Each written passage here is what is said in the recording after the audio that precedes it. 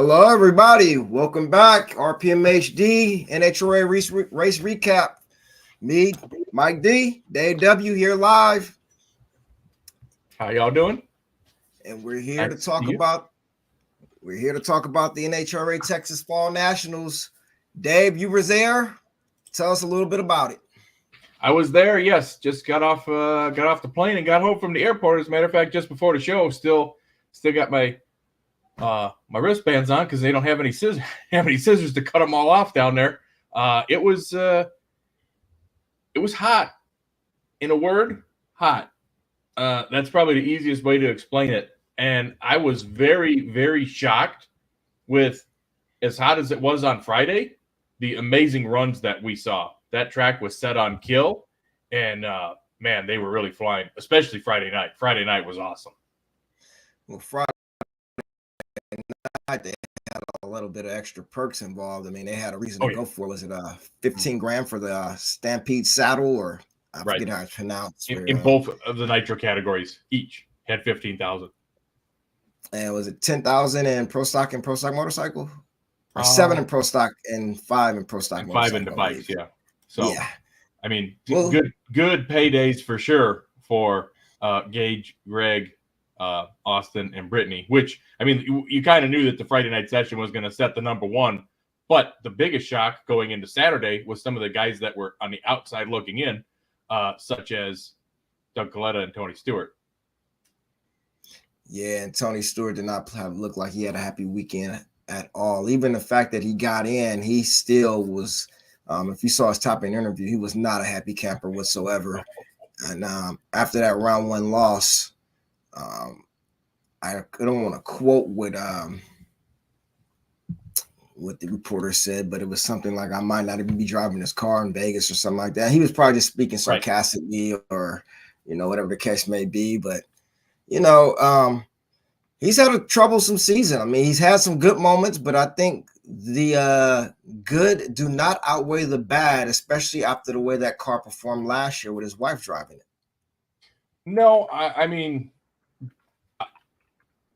myself and many other people at the beginning of this year had all had on our season prediction bingo cards that he was going to win a race before this year was over, and early in the season too, like within the first 6.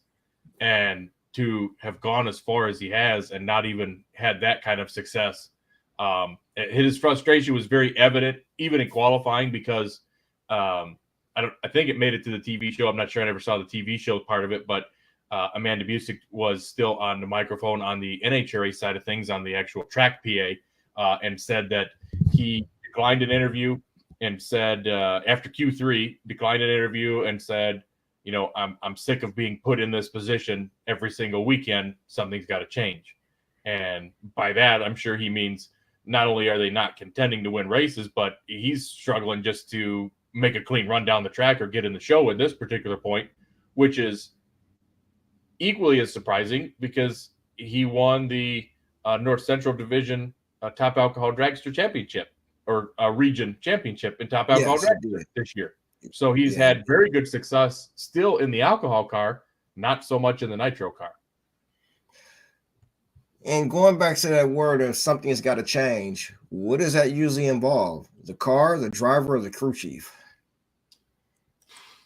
It's hard to say. I mean, the fact that he got out of the car after first round, and like you said, the quote was played again over the track PA that, I might not even be in the car in Vegas.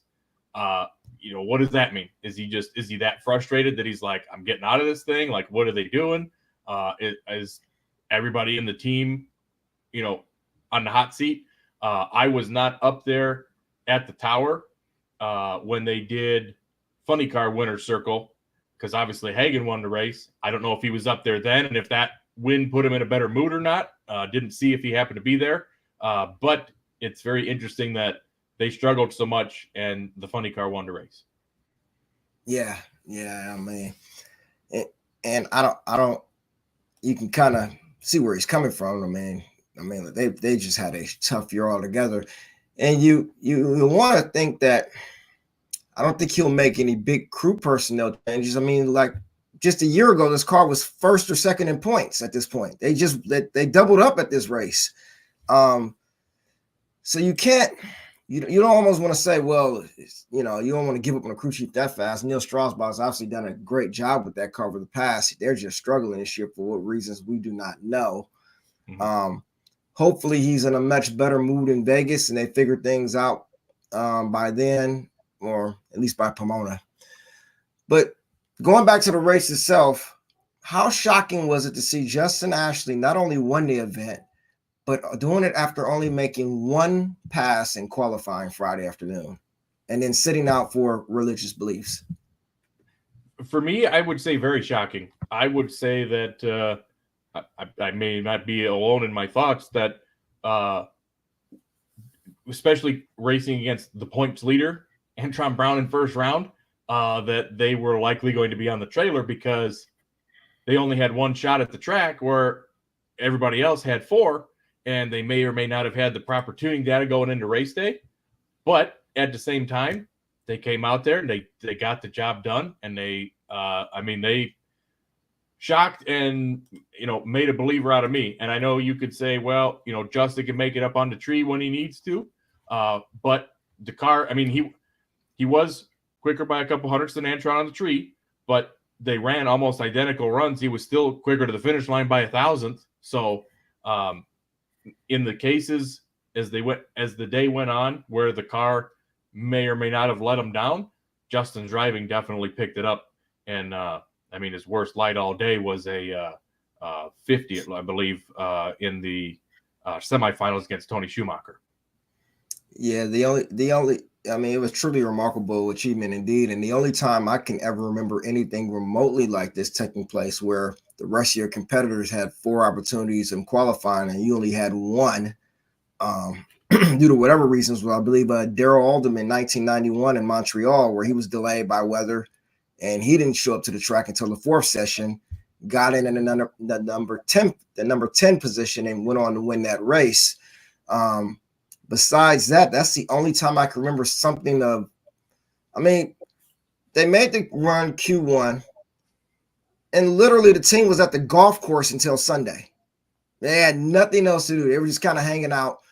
Justin Ashley shows up to the track Sunday morning and he's cutting lights like he's been practicing on a tree all weekend. That's just talent right there. And credit to Mike Green as well. He's been around a long time. For Mike Green to be able to tune that car. They got lucky in round 2. They did get lucky in round 2, but they learned from that and be able to tune that car to pull that win out is just truly remarkable. But I've said so before, with Justin Ashley's driving, Mike Green can lay up 200s. He doesn't necessarily have to go for a low ET of every round. He can lay up 2. If there's a 70 flat out there, he can go 71, 72 because his driver is going to put 3 in the bank for him. Yeah, but do you think that it's that easy to have that finite of a tuning window that you can just say, I'm going to back it up a couple hundredths? Oh, I look at Jim Head, who went 83, I believe, on Friday night, and they said, and he said they mentioned something to 81. He said, no, I didn't have an 81 in it. So yeah, I think so. These guys, especially when you've been doing it as long as Mike Green, yeah, most definitely. Okay. Just curious your thoughts on that. Yeah, throughout the day though, for that guy to do that's pretty remarkable. My pick to win the 2024 Top Fuel Championship, though he's not out of it yet, was stung in the semifinals. Tony Schumacher gave him a race, need a little bit of better light. It happens to the best of us. Poor Clay. Clay has raced Justin Ashley round 1 in St. Louis, final round here. He's been in the 50s in both races against him. He was 50 plus on the tree, or 50, somewhere in the mid 50s on the tree, and has nothing to show for it. Most guys in Top Fuel, if you say I'm going to have a 50 something light, you'll take that all day. Clay had it round 1 in St. Louis and lost to Justin Ashley. He had in the final round in Dallas against Justin Ashley and came up with nothing. Nothing but a round 1 and a runner-up finish. That's right time, right place, sport. It's just all it is. I mean, the way that qualifying worked out with Justin sitting out, the way that the ladder played out, the fact that you had 1 versus 2 in the points first round, and then 1 or 2, whoever wins, racing potentially number 3 in points in the second round. I mean, the ladder layout was destined to jumble up the standings, and it could really help somebody or it could really hurt somebody. And Clay really needed that round win to keep himself. I mean, I'm not going to call him out of it yet at 114 back. I mean, he's going to have a very strong Vegas. I think he's got to leave Vegas probably within 60 if he could do it, which, I mean, it wouldn't be unheard of to have Justin Ashley, Antron Brown out first or second round and Clay in the finals again. You're swinging the points pendulum back the other way pretty quick. But he really needed that. And I mean, really, in all honesty, the rest of the field did too, because it would have kept him a lot closer in check. The way that the ladder worked out, the best case scenario, all 8 of them could have left within 89 points of the lead. But it played out that Justin ended up winning the race and kind of, I would say, Doug Coletta and Brittany Force, I'm going to say, are out of it. They had their chances, but unless it completely swings the other way and Justin Ashley's out first round and Brittany Force and Doug Coletta are in the finals at Vegas, I think they're done. Yeah, and speaking of the points, we both have the cut line pretty much right under Clay Millican at 114 back. Yeah. For Doug Coletta, you win the championship last year after years and years of trying with Alan Johnson. You pretty much lead the points the majority of this year. Yes. Is this year now a failure? Well, I mean, of course, because you're only going to be graded by what happens at the end, and 3 first-round losses in a semifinal appearance in 4 races aren't going to win you a championship. And he started out, I mean, he had let's put it this way. The fact that he came in as the points leader is the only reason he's as close as he is now. Because if he would have come in, say, 5th or 6th, where some of these other guys were, he'd have been out, well out of contention. Like Dallas would have not even been a question. He'd have been written off well before that. So he's just been free falling through the standings the entire countdown, all the way down to 7th now from the lead coming in. And again, unless he goes out there and they can pull off a miracle win in Vegas and start running a lot better in qualifying and getting qualifying session points and position points, I don't think that this championship is going to be well. And I shouldn't even say in Vegas, because you got to do that in Vegas to give yourself a chance going into Pomona, and then you got to perform in Pomona again too. So he has 2 must-have wins coming up, and that's going to be tough. He's done. Doug is done. Is this not the biggest flop, if not one of the biggest flops since we've done this countdown system, where a guy has gone from first and can be probably as low as 9th by Pomona, or let's just say 8th? I mean, we've seen Robert Hite go from 10th to 1st, but have we even seen someone fall this far since the countdown has started from 1st? That's a good question. I would have to look into that. I'm not 100% sure where the biggest loser has been. I know, like you say, we always talk about everybody coming up, but I don't know how far anybody has actually dropped in that particular situation. Yeah, well, I mean, we've seen guys lose point leads and maybe finish 5th or 3rd in the points after entering the countdown first. Doug Coletta 7th. That's got to be. Well, but he's not guaranteed to stay there. He could work his way back to 5th or 4th, probably, just not championship contention. Or he can work his way to 8th or 9th. But that's, well, yeah, yes and no.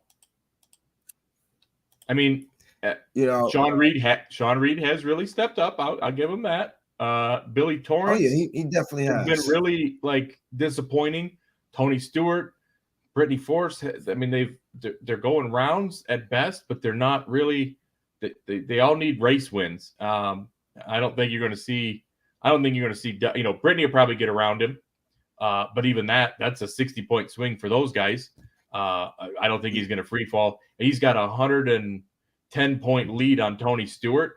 And Tony Stewart ain't making that up in 2 races. I don't care if you got double points at Pomona. So you know what, you're right. He could fall is going to be 8th, but this is what Doug Kalitta is. He's got the potential. Doug Kalitta is now the test car for Sean Langdon. Bottom line, that car is now there to get information for Sean Langdon and help Sean Langdon win a championship because Doug, congratulations last year. It's over with this year. Go out there, see what the track can hold, set it up for Langdon's car. It's all you're good for at this point. Could be. Unfortunate, but true. That's why we have 10 cars. Well, and if that's the case, he's not doing he may be aiding in the tune-up, but he certainly isn't doing a good job of blocking. No, he's got to help with blocking now. Like I said, it was a great story last year. We all cheered him. Back to reality, Doug. Wow. This countdown is over for you. Test car. Yeah. R&D car for Langdon for the rest of this year. Or just start setting up for next year. I'm sure Alan's got some experimental parts he wants to run. Get ready for next year. This year's done. Antron Brown. First round loss. We talked about a minute ago. It's a Justin Ashley. Still very much so in it. 44 points behind. Sean Langdon, 3rd in points, 76 points behind. Steve Torrance. Do you see Torrance making a move in Vegas?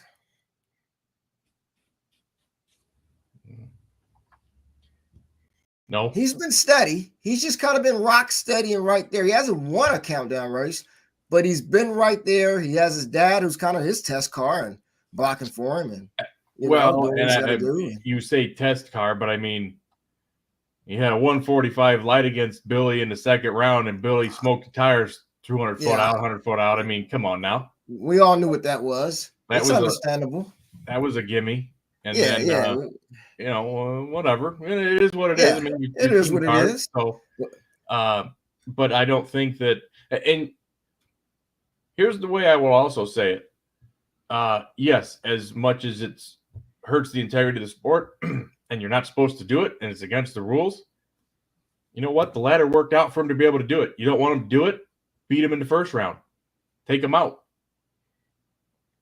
Or don't let him qualify on the same side of the ladder where they can potentially have that first, second, or semifinal matchup. Because if they meet in the finals, who cares? They already got the points at that point. Yeah. That means they both beat 3 different guys who had chances to take them out and didn't and couldn't. Well, you're absolutely right. I mean, and no one has anyone to blame but themselves for that. Steve Torrance has done what he has to do to stay in this. I'm willing to bet that between Antron, Langdon, Torrance, Schumacher, or Clay, Doug or Brittany, one of those guys from our gals from 2nd through 8th meets up with Justin Ashley within either the first round or the second round in Vegas. Here's the thing. You almost got to outrun him by 400s or hope that he makes a mistake. Because if you're running within 200ths or 100th of him, unless you guess, you're not going to beat this guy on the tree. You're just not. It's been proven. Right. Langdon got close. He actually had him by 1,000. And then it went up in smoke. Unfortunate, but true. If you're matched up with Justin Ashley, you better hope he smokes the tire or puts a hole out, because if he's within 200ths of you, you're gonna lose. Unfortunate, but true. I can't argue that. I mean, the man is really good on the tree. And I mean, I thought that was going to be an epic second round matchup. And like you said, they pretty much left together.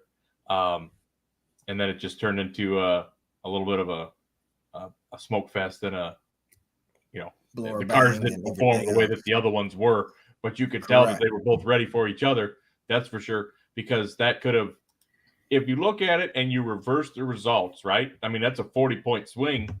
Correct. Yeah. Between the two of them. Antron would have at least kept the points lead, because Justin wouldn't have had enough. He would have been right behind him. He'd have been, I think, 13 or 16 back of him. So he'd have been right there. But Antron would have still at least held the point lead until Langdon would have had to go on and go through the event and win the race, because Langdon, he would have had to go on, went 2 more rounds, because I believe he's about 30 behind Antron, or 32 behind Antron. So he would have been 12 behind him and could have went another round, and he could have left here with the points lead. So, yeah, I mean, there's a lot of matchups that happened at this race that in 2 more races at the end of Pomona, you can look back and go, there was your head-to-head matchup, and you lost it, and that was your season. No, you're absolutely right. And we'll see. Stranger things have happened. We will we'll just see what happens in Vegas a couple weeks from now. I plan on being in Vegas, kind of like where you in Dallas, and we'll see. We'll just have to see what happens. Moving on to funny car. You said it last week. I said, well, Beckman / Force has a shot. This thing is over. Austin Prox, your 2024 Funny Car Champ, folks. I mean, this thing is over. I mean, I know they say don't count your chickens before they hatch. I'm counting them. It's over. Even though he didn't win the event, 147-point lead over John Force / Jack Beckman, 168 over Hagan. Hagan's going to need a lot of prayers and vitamins and everything else to take this points lead from Proc. I don't see it happening. What about yourself? No, I mean, the easy way to look at it is his path to the championship is a lot clearer now, and the amount of points that he has to earn to do that, a lot of these guys are closer to elimination than they are to getting back into contention. So closest pursuer, John Force / Jack Beckman at 147 back. If he picks up enough position points and session points, and we got 4 sessions of qualifying in Vegas, and they're probably going to put the 381 tune-up back in it if it's there on Saturday night or Friday night. Probably Saturday, because I think they kind of did away with night qualifying, but the funny cars run last Saturday, so they'll probably have the best weather conditions for them there. Goes out there, goes number 1, puts another couple of spots, another couple of points there. He's only got to gain 44 points on Beckman, so he can get that to within 40.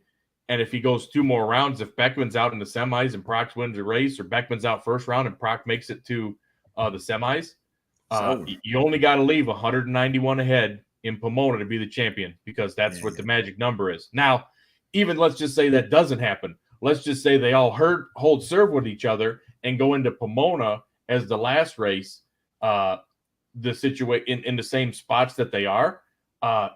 Prox got to qualify, and you can't make it up. Like, that's all. That's his only goal the whole weekend is, I just got to make the show, and it's over. So it's over. It's a lot easier for him to potentially lock it up in Vegas as opposed to on Saturday in Pomona. But either way, whatever it may happen, Austin Prox is definitely going to be your 2024 Funny Car Champion, in my opinion. Yeah, and looking at the results of the day, credit to Bob Tasca for conceding the championship already. He said on top end after his round 1 loss, it's over and they're getting ready for next year. He actually said it was over for them at St. Louis. That was their shot, and I believe that was their shot, and it was over for them. So at least they're not naive to the fact of what's really going on here. You look at the rest of the day and what took place. You had Ron Capps going to the final round, should have won the event, but lost on a hole shot to Hagan. He was 84 on tree to Hagan 64 light. Hagan went a 94 to Capps' 93. Capps has ran good these last few events. I believe he's been to 2 finals in a row. That red light, and I believe, was it Charlotte? Might have been Charlotte, or I believe it was a red light in Charlotte. That killed him. That pretty much, I mean, not to say he was going to win this championship anyway, but any hopes he really had, I believe that red light took him out of it. No, and at this particular point, whoever won that final between he and Matt Hagan was going to be the one that left here third in points. It just depended on which one was going to get to the finish line first. But, I mean, they're trying to catch Beckman / Force for second. That's about as high as any of them can get. But Tasca was completely right. And the funny car ladder in St. Louis played out the way that the top fuel ladder played out here. When you had Tasca and Hagan racing each other first round, and Tasca takes them out, and the winner gets Austin Prock round 2. That, first of all, the matchup between Tasca and Hagan was, all right, who's going to do this? Like, who's going to be the one that's going to make a run for this? Tasca ended up winning the race. Then he goes out against Prock, and he loses. And that was the end of that. That was just like, well, you know what? The second and third place guys in points that had the chances to do it didn't do it, and they were out. And that was it. And, I mean, Bob Tasca was absolutely right. He knew at that particular point, there's no way you're going to go out there and make up that many rounds on that Cornwell Tools, AAA, Chevrolet, depending on which logo they decide they want to have on that given weekend, because it's just not going to happen. And same thing for Hagan. You know, Hagan, what is the likelihood that they go to Vegas and Pomona and Austin Prock loses first round at both and Hagan wins both? Because that's really his only shot at this championship. And that would be a bigger epic failure than Doug Coletta starting first and finishing 8th in the countdown, I think. Yeah, you're right. You're most definitely right. But Hagan, when he lost in St. Louis, he had pretty much conceded and said their champion, that was it for them with their St. Louis loss. So everybody's understanding that Austin Prock's the 2024 Funny Car champ. The only shot was really Beckman / Force. Unfortunate circumstances with Jack Beckman. Sunday morning, wakes up, he has a case of vertigo. Was unable to make the call first round. Granted, I've never had vertigo, but obviously it is something you do not take lightly. I can't imagine someone who is not 100% balanced trying to drive a 300-mile-an-hour funny car down a 1,000-foot track. No, not at any point in time. Let alone sit in it and warm it up. Much less drive it. Exactly. So got to take those things serious. It was unfortunate to see Jack Beckman out. The crew were on the starting line in support of him, though Jack was not there. When Chad Green made his run, ran a 399. I'm sure everyone there, including me watching on TV, knew, figured that Jack Beckman would have probably beat that run, if not won this entire event. I actually had Jack Beckman winning this event. It did not happen. He was unable to do so. Still leaves here second in the points. I think JFR probably has this 1-2 thing pretty much locked up, assuming Beckman's able to show up in Vegas 100% healthy and ready to drive again. Those two cars have just been dominant since Beckman came back before Force's unfortunate incident. Those were the two cars beats, and they remain the two cars to beat to this point. Yeah. I would say that the funny car category as a whole was probably the stars of the show this weekend. And the performances that were laid out on Friday night, I mean, that 381.3, 8th quickest ever. Hagan and Beckman followed it up with side-by-side 382s within a couple thousandths of each other. Blake Alexander comes out of nowhere, runs a career best by 500ths at a 383. Daniel Wilkerson, career best 87. Cruz goes in 87. Dale Creasy Jr., 390. Dave Richards, 392. I mean, those guys were hitting it. And I think, to me, qualifying was pretty epic. And the fact that all the cars, the slowest car, even going all the way down to Chris King at a 413, I mean, that's a pretty stout field of 19 funny cars. And it's not something you normally see. And here's the thing. Eliminations kind of didn't play out like you would expect, though. I mean, Alexis goes out there, can't get the thing in reverse. Like you said, Beckman can't show up, so Chad Green gets the single. Creasy goes out there and runs the career best. Great. What do you get? Well, your 9th qualifier, you get Paul Lee first round. He smokes the tires. He's out. So it didn't really play out in eliminations as well as it did in qualifying for some of those guys. But as a whole, I think that they all turned in a pretty solid performance. Well, if we were going to get the big four in funny car, it was going to be in the semis, and they were pretty much there. It was Proc, Caps, Hagen, and it was Wilkerson instead of Beckman/Force. I mean, the pretty much the cream rise to the top in the funny car category once eliminations took place.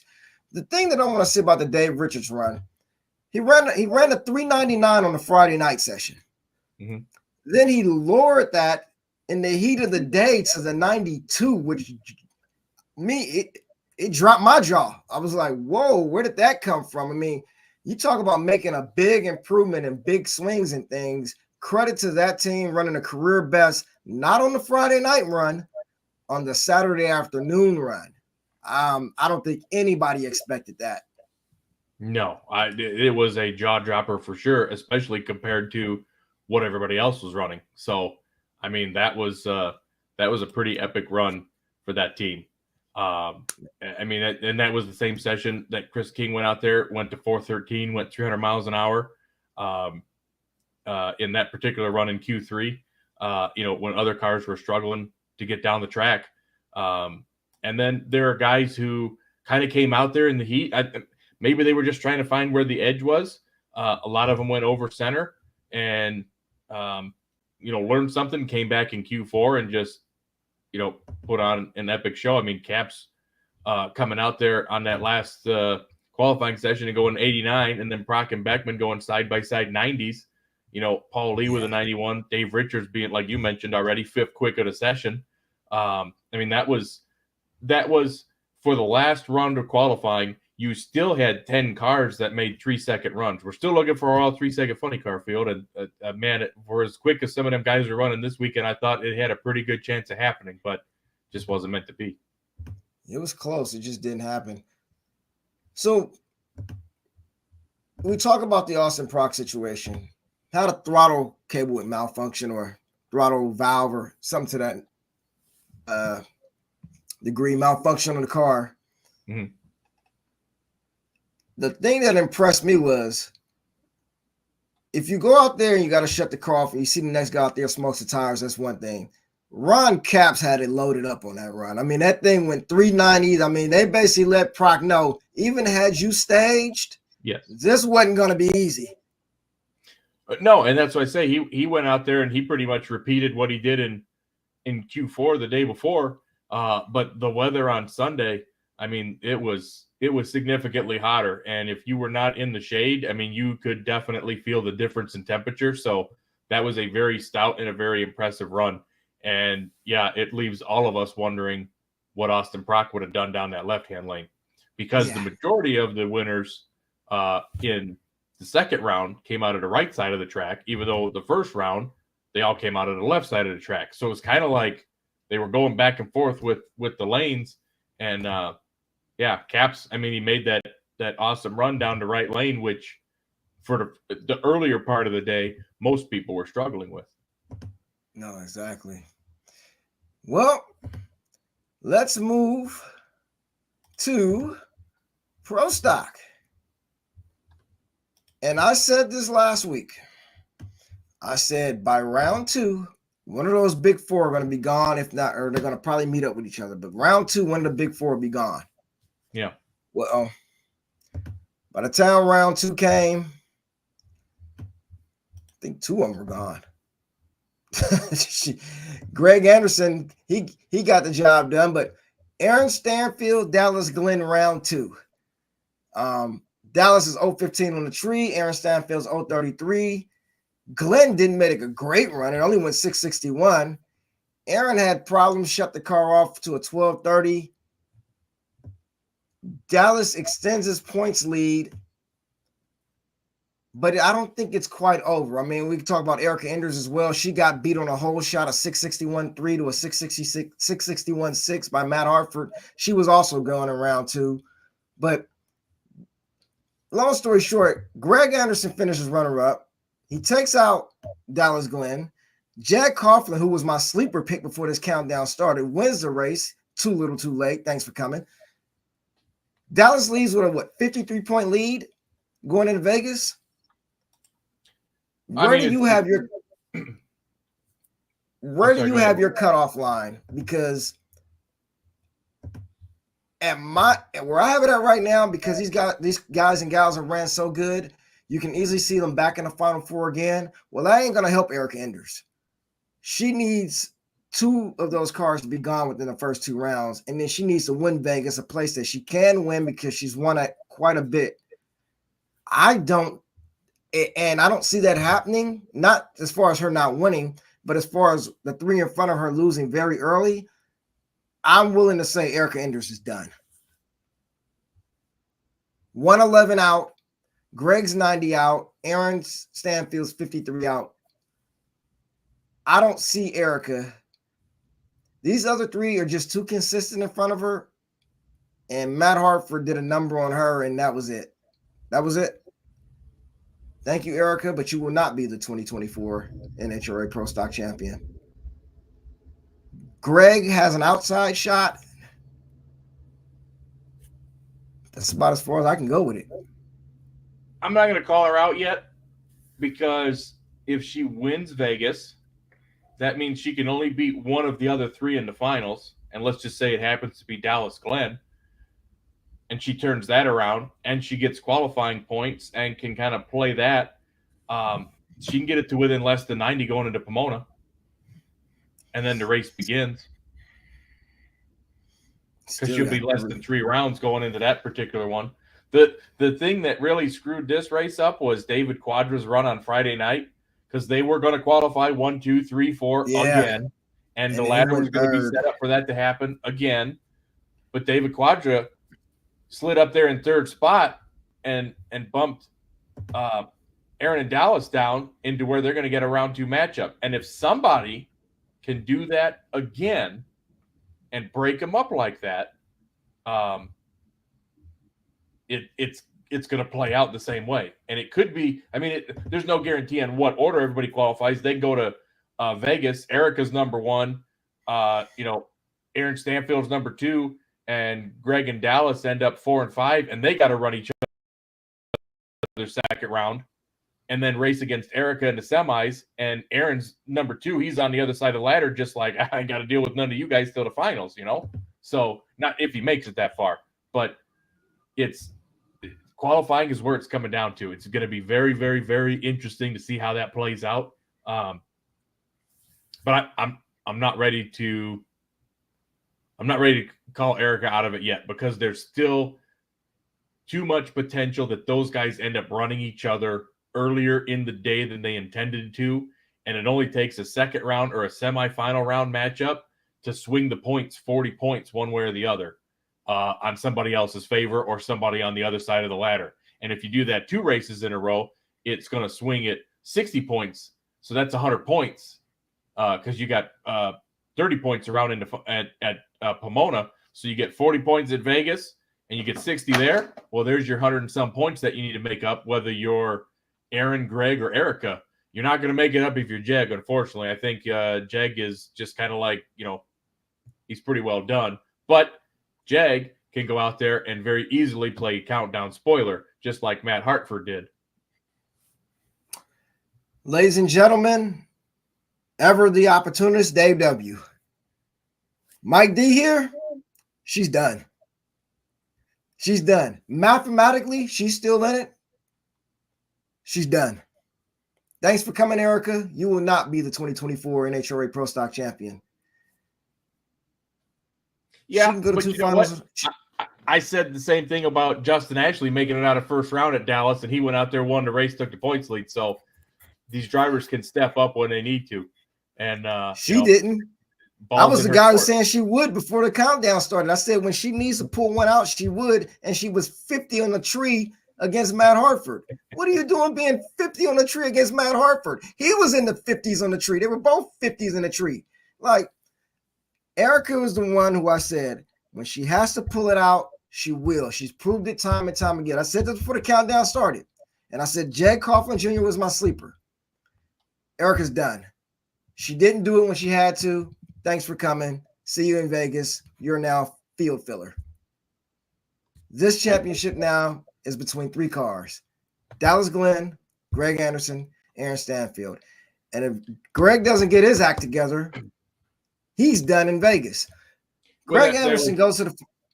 That was going to be my other question: is what makes you think Greg is not equally as done as Erica? The 20 points difference. That's all it takes is 20 points to make it. 20. That's one round. That's one round. 20 points difference. Here's the thing. I don't know where you, but I was penciling and signing Greg Anderson's name on the trophy Sunday afternoon in Dallas. That race he runs the slowest ET of the day. I mean, he picked a heck of a time to run your worst run of the day, if not his worst run of the weekend. I said, my goodness. And then only lose by 2 thou. And he had the whole shot. He left on Jug. And when you saw that, you figure this is over. You figure Jug would just stuck the clutch in. You ain't got a chance on catching him. This guy's been low for every round and drives around him. My goodness, Greg. That didn't help him. He's still in it, but it didn't help him. Well, I mean, and his car may be better than hers, but I've watched all the times because, I mean, being where they've been in points, being third and fourth, and then where they end up qualifying, they end up running each other a lot in qualifying. And more often than not, Erica gets to the finish line first. She does. Okay. Here's another reason why I got. So Erica can make up the deficit in her driving for sure. If Greg can go out there and be 20 on the tree or better and have the best car, yeah, that's congratulations, Greg. But that'll be interesting to see. Okay. Here's how Vegas can play out when no one's a future teller. I can't predict anything, but the same way Greg and Dallas met up early yesterday, they can meet up early again in Vegas. If that happens and Greg wins and goes on to win the entire event, which is very well capable of doing, that's a big swing going into Pomona. I mean, between those three, nothing's really, it's still really up in the air. But Erica's done. But is it? Because if they meet up, if we basically overlay Dallas, and let's just say Dallas 2.0 happens in Vegas, and Greg goes out there, and he only took 20 points off. He could have took 40 there, but he only took 20. But let's say they meet again in the semis. He goes out there and he wins Vegas. He's still going into Pomona 50-some back. With 30 points per round. With qualifying points. More than likely, he's going to out-qualify Dallas. So he's going to out-qualify him. They're going to race in the semis again, and Greg's going to have to win the finals to win the championship and get beat on a hole shot. He ain't done yet. And I didn't say he was going to win the championship, but he ain't done yet. What caused Dallas's car to slow down, and why did he only have a 045 light when he's, usually killer on the tree? Why would you need to push? Who needs to push the tree against Greg Anderson? Everybody. You just let him fall on the sword. You let more than likely he's going to be 40 on the tree himself. So you just let him fall on the sword. I mean, Greg Anderson could pull one out every blue moon, but for the most part, you're not going up there. Did you look at his lights on race day? No, I'm not. 37, 35, 32, 34. He was there every round. He was there. Consistent, and he was there. He wasn't pushing the tree to hit a red light, but he wasn't out there giving them away either. How often did we see Greg that consistently, usually had about 200 to 300 quicker than everybody else in the round. So he was right in that magic window of, if I'm just 30 on the tree and this car goes out there and runs a 56, they ain't going to beat me. So he took the almost like a Justin Ashley approach, but the opposite way. I got 200s on the field. I just need to be solid and I'm good. Right. And it bit him in the final because Elite I don't know what they found in the setup, but man, they picked up enough. And I don't know what Greg's team lost in the setup. I mean, big mile an hour, but it must have spun the tire down low. He was one. I think he was 101 and 60 foot. It was like his slowest 60 foot a day. He'd been in the 980s all day, and that just killed him. That was it. And that's game over. But that could happen anywhere, and that's what makes this game so interesting. And I mean, anybody can win in this category. and I think it's going to be. I mean, Vegas and Pomona. That is the best championship battle going on right now. Next to Top Fuel, obviously, but those guys are. I think after Vegas, Top Fuel is going to have a pretty clear cut. Like, these are your guys. I think Vegas is going to end a lot of people's hopes and dreams. Definitely. Pro Stock, I think Pro Stock is going to be maybe close to a heads-up battle come to Pomona. Yeah, Top Fuel, looking at the standings, Tony Schumacher will probably come out of there third. I don't know who's going to be first in the points. And I'm still rooting on Schumacher. I think Schumacher will win this thing coming out of Pomona, 30 points per round. He's definitely got a shot at it. I'm riding my horse to the end on this one. Poor Jay Coughlin Jr. wins the race. We barely even talk about him. Once again, too little too late. I had the guy as my sleeper pick, and granted, he's fourth in points with 196 back. It's over with for that guy, but congratulations on his win throughout the day anyway. I mean, just a little too late. I mean, 0-16, 0-14, 0-64 against Matt Hartford, but it didn't matter. And what was he in the final round? His light in the final was a 0-42. Okay. Well, he was consistent the first two rounds. He kind of fell off, but hey, credit to Jag. He did what he had to do. They got the win. On to Vegas. Vegas should be fun. Vegas should be fun. The one thing that I made mention of in that particular, just in the Pro Stock final in general, was these two guys. Jeg made his national event debut at Dallas at the Fall Nationals in October of '97, and only 4 races later, Greg made his driving debut at Pomona for the Winter Nationals in '98. And the fact that this amount of time has passed and these two guys are still going head-to-head in the finals, winning races, and in contention for a championship is pretty awesome, I think.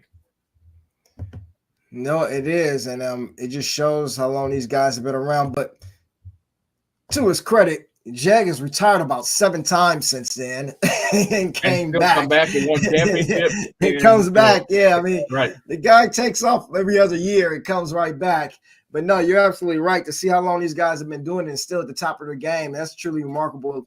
Both those two great drivers in the final round again, both multi-time champions. I mean, that is quite an accomplishment. Yeah. Pro Stock Motorcycle. Schultz and Myers, Herrera and Smith.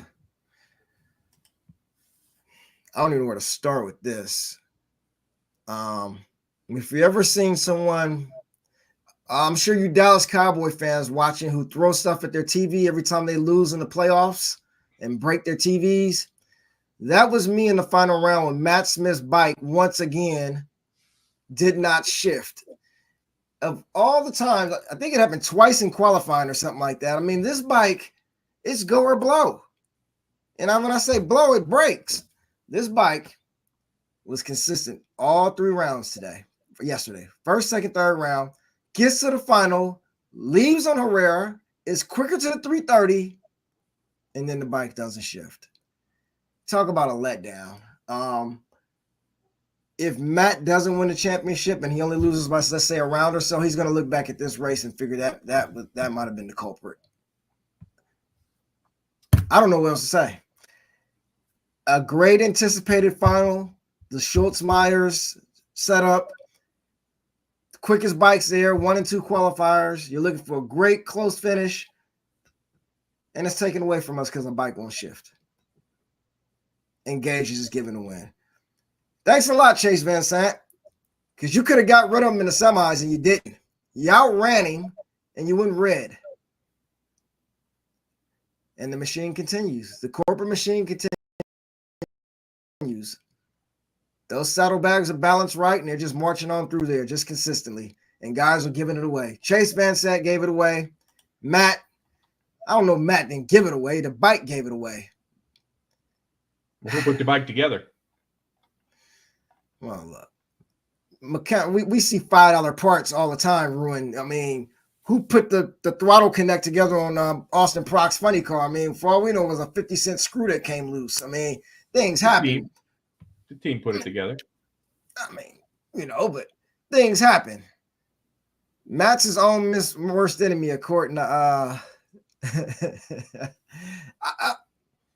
Matt's not his own worst enemy. Matt didn't do anything wrong. He left first. He was quicker to the 330, and the bike gave up on him. It was probably a 60-cent part that quit and didn't allow the bike to shift. Unfortunate, but true. Van Sant is the one we should be blaming. Where do you think he was going to run into finals? I'd have to look at the numbers. I forgot. I was matching up numbers earlier when he was running to the 330 about that mark, and I was going to say about a 79. Okay.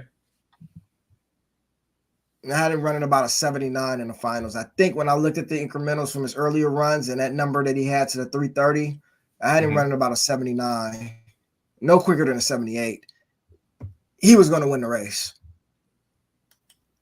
And that just didn't happen. And, like I say, Chase Van Sant around 2. So do you think that because of how quickly Gage had the bike running earlier, and even in the first round on his single, he lowered the boom and went 675, 201 on that solo pass, and then came out there in round 2. Like you said, he was 091 on the tree. He went at 81.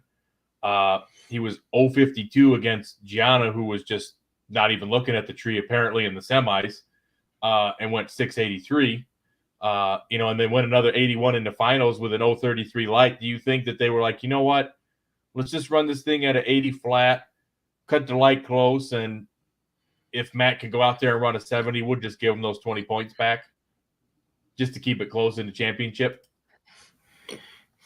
Well, I think when you run your heart out with the saddlebags on there. So whatever it's tuned for with those bags on there, that's just where you run it at. And if that's all it had, that's all it had. If they wanted to take a bag off a little bit and increase the tuning a little bit. But Matt Smith went 677, 202 first round, and then he backed it up with a 678, 201 in the second round. And then he obviously missed it in 60 foot because he went at 87 at 200 in the semi. So he still had the mile an hour there. But if Hector could have cut a better light, Matt Smith wouldn't have even had a chance to not shift his motorcycle in the final. But Hector gave that one away. Yeah, I mean, Hector gave that baby away with that 69 on the reaction timer. After being a 016 in round 2, maybe he was a little gun shy because he was 090 in the first round. He picked it up to a 16, and then he was a 69. And unfortunately, Matt Smith's bike, I think, how come he went back to back 77 and 78, and then all of a sudden he lost a 10th almost in the semis? You know what I mean? So and then he was going to pick it back up and maybe run another 79 in the finals, if he could have got it to stick.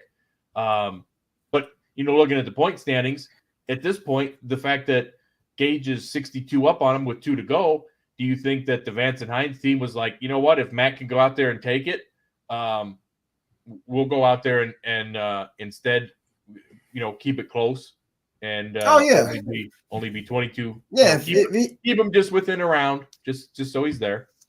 Yeah, I mean, back to Hector. We all know Hector's either very early or very late. He's very seldom on time. As far as the Vance and Hines situation, they can remove those bags and lower the boom anytime they want and put 500s on the field.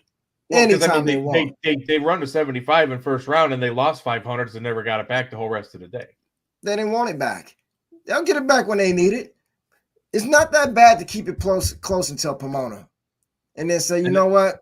So what do you think happens in Pomona? They keep Matt within a couple of rounds and then just lower. I mean, that's all they got to do now, because at this point, the way those bikes are running, they'll just meet up in the final in Vegas, meet up in the final in Pomona, and Matt doesn't have a chance. So now you can lose in the finals of Vegas and probably Pomona against Matt and still win a championship. I mean, it played out perfect. Van Sant went early. Gianna fell asleep at the tree. Matt's bike broke. So, all right. So we're saying that about Chase, but you know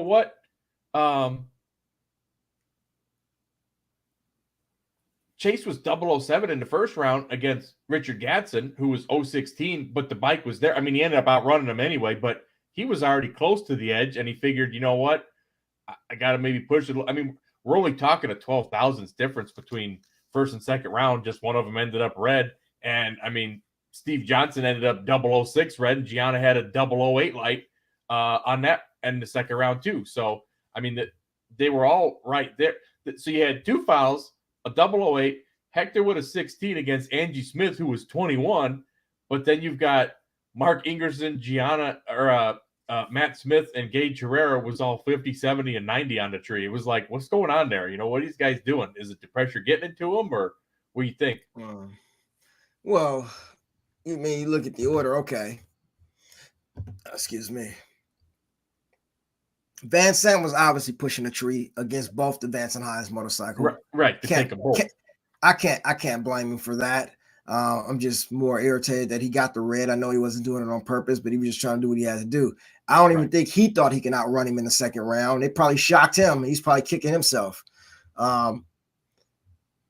Gianna was obviously still thinking about St. Louis or something in the semifinals, because I don't know what she was doing to him being 266 light against Gage Herrera. Obviously, maybe a fly got inside of her visor when she closed it or something. I don't know what took place there. Going back to Matt Smith against Malcolm Phillips, okay, he knew he had the bike to outrun him, so he goes 107. Mark Ingerson, he's 074 to Mark's 052. Don't ask me, I don't know. It doesn't look like Matt Smith cut a good light all day. I don't think he was doing it on purpose. I just think he just didn't cut it. Round one, he did it on purpose. I think the other two rounds, he just was off on the tree, and then he just went for it in the finals, and it was working out for him until the bike quit. Hector Arana, I mean, come on now. Who's going to trust Hector Arana Jr. in the tree? I wouldn't bet on him. I mean, that guy's either red or late anytime every once in a while he'll go something, but for the most part, the guy's either red or late. That's just who he is. So it's just the way things played out. That was Matt Smith's win that the bike took away from him. It is what it is. It's playing out exactly the way the corporation of Vance and Hines wants it to. At this point now, you go final, you got the championship no matter what Matt does. Just show up in the finals. That's all you got to do. Unfortunate but true. That's where it's at right now. So they can leave the saddlebags on. Don't have to take them off. No need. And how about, Gage Herrera breaks his tie with Hector Jr. at 19. He's got his 20th career win, and he's the quickest to 20 wins. Yeah, well,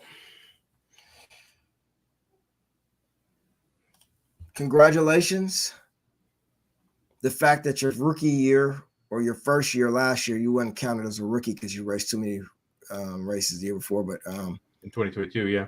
Yeah, you so your first full year, you pretty much had no one to compete against. Matt was on a Suzuki and couldn't run nowhere near where you were, so you pretty much ran roughshod on the whole field.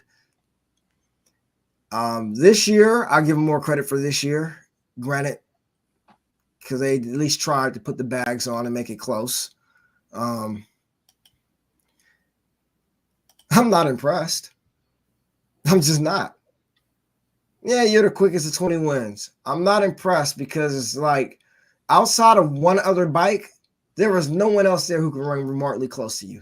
And that one other bike can't even run close to you unless you keep the bags on. So, congratulations, Gage. That's all I got to say about that. It's true. Yeah. I mean, it's not like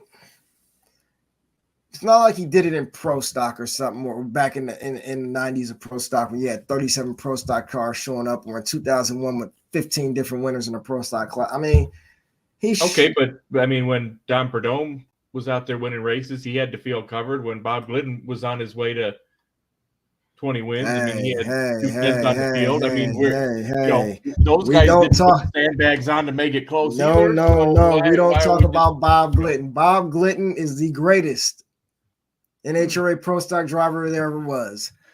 I'm not talking about him being a Pro Stock driver. I'm talking about getting to 20 wins while having the field covered, sandbags or no sandbags. And a Ford. Prudhomme could get out there and get down that track when nobody else could. He had no competition. Of course, he got to 20 wins. You know, Glidden had no competition. He just had to stage the car and have it not break, and he got 20 wins. Correct. And that's kind of like, you know.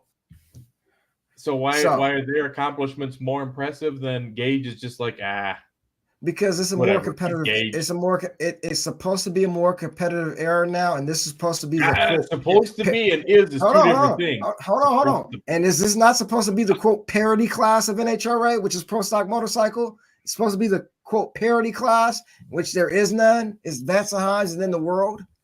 When Prudhomme did it, it was a bunch of independent teams doing it.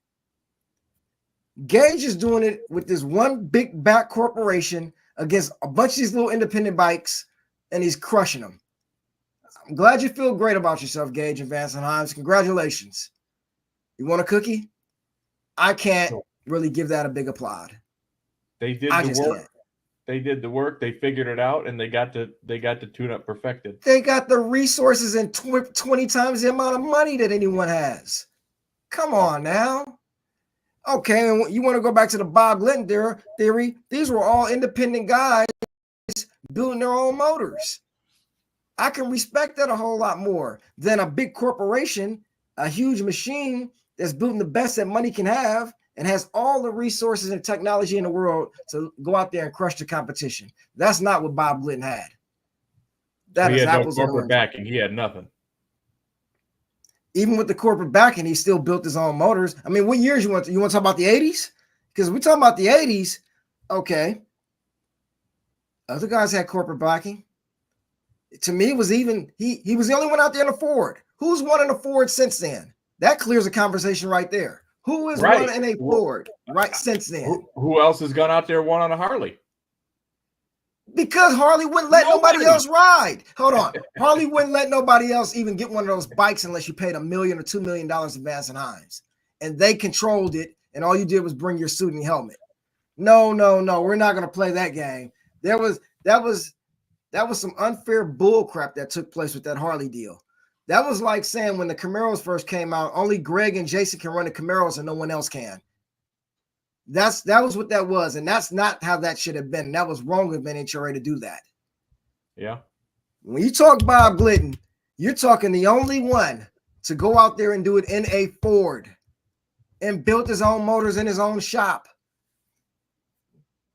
We don't talk bad about Bob Glidden here, man. That guy's the best ever. The greatest pro stock racer ever. Bob Glidden, man. That guy got me into that. I love drag racing because of him. That was my kid hero, Bob Glidden. There ain't nothing wrong with that. There's nothing wrong with being passionate but we can never where it comes from. But at the end of the day, you got to have, numbers don't lie. And Gage is out there, and Gage could have had more wins if he didn't have red lights or get out of the groove or whatever it was. I mean, or if he didn't have the saddlebags on. Yeah, I'm sure he could have. Wally is a Wally, and it is impressive any way you get it.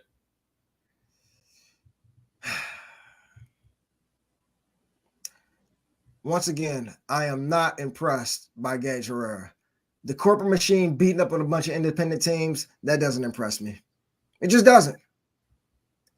What Prudhomme and Glidden did was completely different.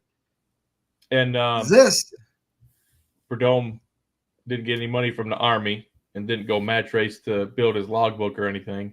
And you didn't have the best stuff out there. I mean, you know. Hold on. When they went match racing, was it not like 30 to 64 funny cars showing up at this thing? I mean, it was a lot different back then, man. A lot different.